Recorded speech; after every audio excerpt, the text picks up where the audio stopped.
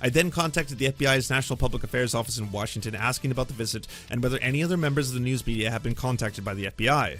This is happening to a journalist. Ken Klippenstein is not some, like, radical operative. He is not a well-funded member of a Russian organization operating in the U.S. or a member of some kind of, like, really intense group. The guy is literally a journalist who has been writing for a number of very esteemed publications, and yes, has his own publications through his own Substack. I'm sure all of you know, Ken was banned on Twitter for publishing the JD Vance Dossier. He was accused by the right of doxing JD Vance, of posting JD Vance's personal social security number, I almost got that, on Twitter, and Elon effectively banned him on the platform. Now, it turns out he didn't post the JD Vance files on Twitter. He didn't post the JD Vance files on a link that he posted on Twitter to his personal Substack. It was a link within the link that you could go to and find the JD Vance files redacted, where he redacted JD Vance's social security number. He did not publish JD Vance's social security number. These are all lies, and he still got kicked off of the platform. Now, he's since returned after this a long period of time and is making a bold claim. Ken is saying that apparently the Trump campaign colluded with Elon Musk to personally make sure the JD Vance dossier was not published on the Twitter platform. The kind of thing you think Matt Taibbi and Glenn Greenwald would care a lot about. Because isn't that the exact thing Twitter files were all about? Remember, when the Twitter files came out, Joe Biden wasn't actually the president of the United States. Donald Trump was, and both the RNC and the DNC, sorry, not the conventions, both the Democratic Party and the Republican Party, both of them had asked for personal favors from Twitter, as in, hey, can you take this down? Hey, can you take this down? Requests were made by both, and Twitter obliged those requests and agreed to them, such as not publishing what they considered to be revenge porn of Hunter Biden's penis, and other things for the Trump administration, which were in power at the time, by the way. I mean, if you want to talk about the collusion between social media and government, in that case, the Trump administration was asking for things to be taken down, and they took things down on their behalf, and they also took things down on behalf of the Democrats. Big old story. Then there was another Twitter files, and then I think Barry Weiss got involved and a bunch of other people, and all of them had to do exactly what Elon said, and that was a big old thing that everyone was supposed to care deeply about. So, the Trump camp worked with Musk's ex to censor my reporting. Trump collusion scandal targets your right to know. The Trump campaign coordinated with Elon Musk's ex to kill the circulation of my publication about the JD Vance dossier, the New York Times reported today. Simply put, X colluded with a political campaign to restrict the public's access to information about a vice presidential candidate just weeks before the election. Millions of Americans like myself rely on social media platforms like X to participate in the political process, whether by active discussion or simply consuming political content. X's decision to remove my article and permanently suspend my account demonstrates the awesome power concentrated in these platforms and their billionaire owners. The Trump campaign claims that the publication of the Vance dossier constitutes election interference. The real election interference here is that a social media corporation can decree certain information unfit for the American electorate.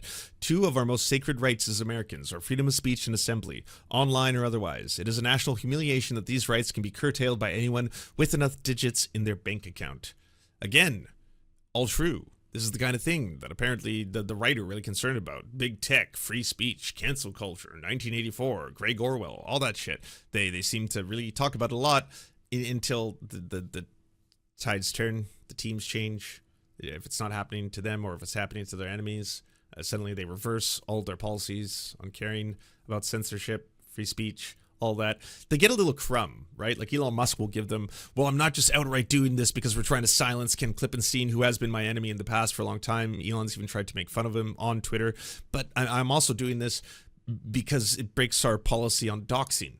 And that's why he doxed and oh, yeah, can't do that. And so, yeah, go forth. And then all of a sudden, every single time I was like, Ken Klippenstein just got banned and he didn't even link the JD Vance files or post them on Twitter. This is wild. He's been directly targeted. This clearly seems to be political in nature, especially done by a dictator, an authoritarian tyrant of the company, Elon Musk, at a time when he is appearing on stage with Donald Trump, trying to do like Pinterest photos where, you know, you jump in the air and then if you get it just at the right time, it looks like you're floating.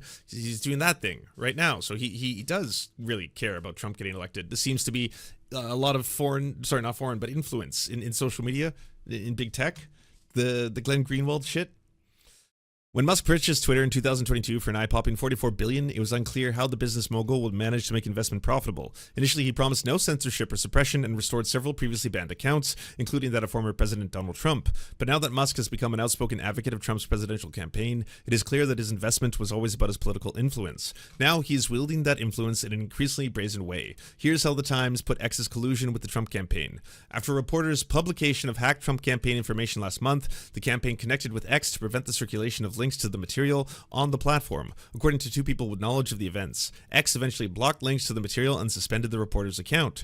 The Trump campaign and Musk did exactly what they've repeatedly condemned Twitter's previous owners for doing with Hunter Biden's laptop story. Suppress, manipulate, ban. All for your own good, of course. This story is much bigger than me. Boo-hoo, I lost my account. That is not the point. Next month, millions of Americans will decide who will be the next president. The decision will not be made without the knowledge of the consent or the contents of the JD Vance Dossier, but also without the knowledge of any other alleged hacked documents the news media is apparently too afraid to cover. The media's decision to not report on the dossier's contents and what it says about Vance is a result of government pressure and interference. The media blackout laid the groundwork for X actively to suppress my story when I decided to publish the dossier in full, empowering the Trump campaign to successfully push for having links to my article taken down, not just from X, but also from Instagram, Facebook, and Google Docs. Even the major media, which are plenty critical of Trump, would not cover the clearly newsworthy document. Why? Because they are reluctant to break from the position taken by the intelligence community, the White House, the political campaigns, and the social media and internet companies. These virtual censors have found profound influence over what the public can and cannot see. These are the stakes. The standard for publication used to be whether the document is in of the public interest. Now media outlets ask whether the document is in the national interest as defined by a national security state. A prominent national security lawyer informed us we did not receive a single inquiry from any news media outlet for legal advice on publishing the hacked documents. Compare that to the frenzy of media interest in actual classified and sensitive disclosures of Edward Snowden and Chelsea Manning during the Obama administration.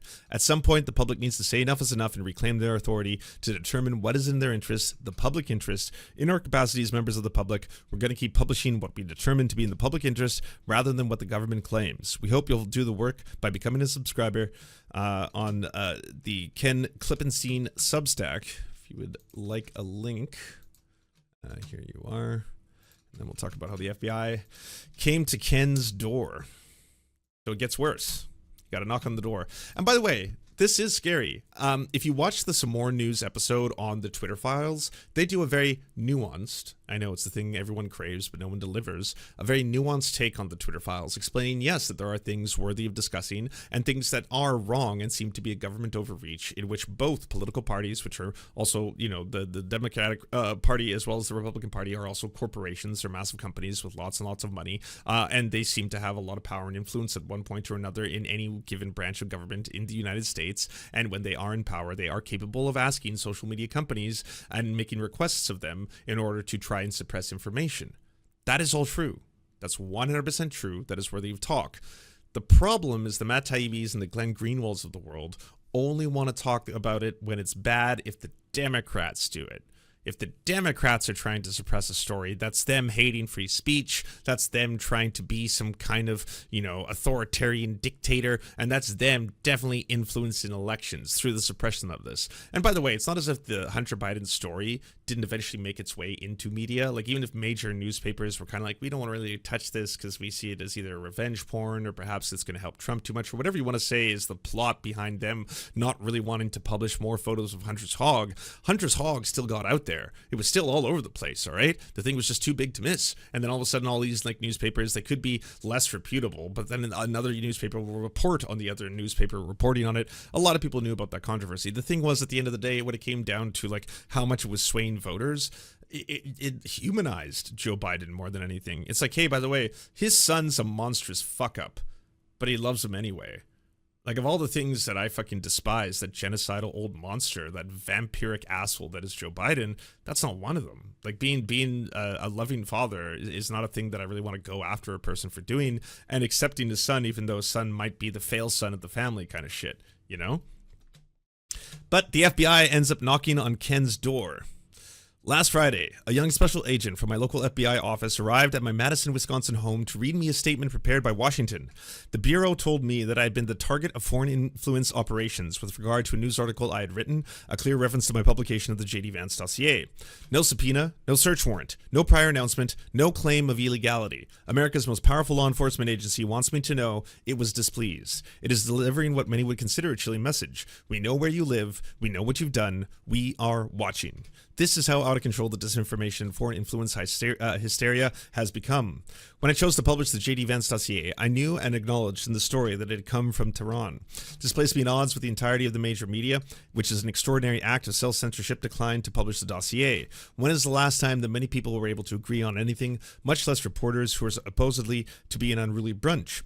How did this even happen? The FBI visit provides a clue. Powerful organizations like Twitter, Meta, Google, and now the FBI have appointed themselves arbiters over the news you get to consume. They decry threats to democracy and any form of foreign interference, influence, disinformation, misinformation, and even conspiracies. That ultimately undermines the most powerful engine of our democracy, which is freedom of speech and expression. Now, by the way, I've been saying this forever, and I've been saying it in the terms of these are private corporations, all of these social media companies, all these big tech companies, as private corporations, they are, like any corporation, run by a very small amount of people who have an enormous amount of concentrated power. The board of directors, the CEOs of the companies, as well as their fiduciary responsibility to their shareholders. The majority shareholders, or the bigger fish, or the bigger whales, or the bigger people with more shares, the more responsibility they have towards them. These are the people in power in corporations and the way they are structured. And as part of that, if they control and dictate and profit from our social interactions as they do, that's like the bottom line for all these companies. It's not just the advertising and the advertising space that they're selling you, but it's your actual conversations, your likes, your wants, your desires, all that stuff, the data on that being sold to third parties who have an invested interest in how human beings, what their purchasing habits are, why they do what they do, why they make political decisions, what can influence their political decisions, Cambridge Analytica, etc. That's where a lot of this goes. I've been saying for a long time, there's no such thing as free speech under a corporate dictatorship, under a corporate structure. That's why when you get people who are like, hey, by the way, Nick Fuentes got banned, yeah, I'm going to say that's awesome. It's not because I hate free speech. I'm like, yes, we have to censor every single one of my enemies. If I don't have and silence all of my political opponents, then they can never speak. And if I silence their speech, no. But at the end of the day, I have no control over any of this. So if a Nazi is banned on one of these platforms, good. That's a freebie, I guess. It seems like a Nazi is going to be able to do and spread less Nazi shit on the platform. But the broader issue, the bigger picture, is absolutely that there's a problem with these corporate dictatorships. And that translates into social media. And that applies to the original Twitter files. Yeah, it's really fun to laugh at Matt Taibbi and the fact that he had to do fan fiction for fucking Elon Musk. Like, he wrote the Twitter files, and you know that every single one of those statements was approved by Elon himself, and they were all just like, haha, the game was afoot, but truly when they thought they had gotten away with it, something else was amiss. And then you're like, what? Dude, just post them. Post the leaks, post the files, like a journalist would, and then allow the public to be able to interpret that information, use it, further democracy by not restricting and concentrating power in the hands of the very few. That's a good thing. But instead, it was just like, here's a small little screen grab that shows you the thing that I really want you to think about. Isn't it scary that the Democrats, they actually asked for Hunter Biden's files and the pictures themselves to not be published on the platform? Haha, I say, the game is afoot again. And you're just like, that, okay, grotesquely sad, depressing, and also really funny that it went from Matt Taibbi basically selling his soul, giving away any kind of validity he had within like leftist spaces or the community or journalists themselves, and just became this fucking PR agent for Elon Musk and his propagandist. That's really funny. Extra funny that Elon Musk just ended up pissing all over his face too. Like after the fact, when he's just like, oh, why am I not allowed to link to my Substack? And Elon's like, haha, you're dead to me now, gone. And now if you look at Matt Taibbi's posts, like on Twitter, he gets no likes. He gets like a couple hundred likes per thing. When he was posting the Twitter files, he was getting like 7,000 likes, 10,000 likes per like Twitter file post. His responses to the Twitter files, he had the ability when people were like responding or criticizing him to be able to quote tweet them and and just ratio to the moon without even like a lot of effort. He could just be like, haha, lie much, and then it would be like, boom. Like now everything's gone. All of his sway on the right, all of his useful idiot shit. Like now he's just like, once again, a clown. You are left with nothing but your clown makeup and your clown wig. That's all they left you with. The special agent, a blonde-haired man, so young he looked like he might have tripped over his umbilical cord on the way over, looked stumped when I asked what was the point of the visit. Given that I had been careful in my article on the Vance Dossier to stress that Iran had likely hacked it, he confessed that he hadn't even seen the article, asking when I had published it. About 2 weeks ago, I replied, adding, "What took you guys so long?" 2 weeks is pretty fast for the federal government, he said. The special agent flashed his badge to identify himself, but he would not let me photograph it. He declined to provide me with a business card. I asked if I could take a picture of the statement and that he was told to read. He said no. When I pushed, the special agent said that he would ask his superiors if he could send it to my email, which I then gave him. I then contacted the FBI's National Public Affairs Office in Washington asking about the visit and whether any other members of the news media have been contacted by the FBI. The FBI has no comment. A representative of the FBI National Press Office responded via email. Whoever wrote the email did not identify themselves by name. Now, this shit is really, really scary. This is happening to a journalist. Ken Klippenstein is not some like radical operative. He is not a fucking well-funded member of a Russian organization operating in the US or a member of some kind of like, really intense group. The guy is literally a journalist who has been writing for a number of very esteemed publications, and yes, has his own publications through his own Substack, which he is often using or was using Twitter to tell people to subscribe to. The FBI is fond of saying that it does not investigate or interfere in First Amendment protected speech, but if you look closely, there's a fine print that provides a caveat for foreign influence operations. Consider the statement issued by FBI's Assistant Special Agent in charge of Portland's field office, George Chamberlain. As the top of the FBI's list of core values is protected of everyone's rights under the U.S. Constitution, including the right granted under the First Amendment. Fake news, for instance, is not necessarily illegal, and the FBI cannot initiate an investigation based on First Amendment protected speech. We will take action, though, when the activity crosses the line into criminal behavior. Specifically, influence operations run by foreign groups or governments can fall into that category. The frenzy over foreign influence operations is a moral panic that lacks any rational justification. There's no evidence that these operations have meaningfully influenced an election. FBI Director Christopher Wray has said Americans can and should have confidence in our election system because none of the election interference efforts that we've seen over the cycles have put at jeopardy the integrity of the vote count in any material way. So let's walk our way through this. Suppose that Iran or China or Russia or China or North Korea or Cuba, all of whom have been accused of election interference, hack something that is truly monumental. Massive corruption, evidence of criminal behavior, tax avoidance on some candidate, and the mainstream news media is supposed to refuse to publish it. But that is already the known behavior of Donald Trump, and the knowing of it by the American people influences some and means nothing to others. That's the country we live in. The news is the news, like it or not. You can't control it, nor can you control what people think. The FBI, in a subtle way, and the mainstream news media want to stop that. That's the reason why the news media is one of the most despised institutions in America. It is constantly putting its thumbs on the scales of a free flow of information, deciding what's news, slanting coverage, ignoring what they find objectionable or too ugly or too difficult or too boring. And also, because it's corporate media, it's obviously effectively, consistently trying to prop up a lot of the worst aspects of the American empire. That's why, like, for so long, it was just so, disconnecting to witness what happened in and during and leading up to the Iraq War, where most of the mainstream media, including what is considered liberal media, were basically championing and summoning war drums on the behalf of, again, the Bush administration, the Bush doctrine, to push for an illegal invasion of Iraq by America. And the ultimate casualty of that being, again, civilians, hundreds of thousands of whom died under that occupation.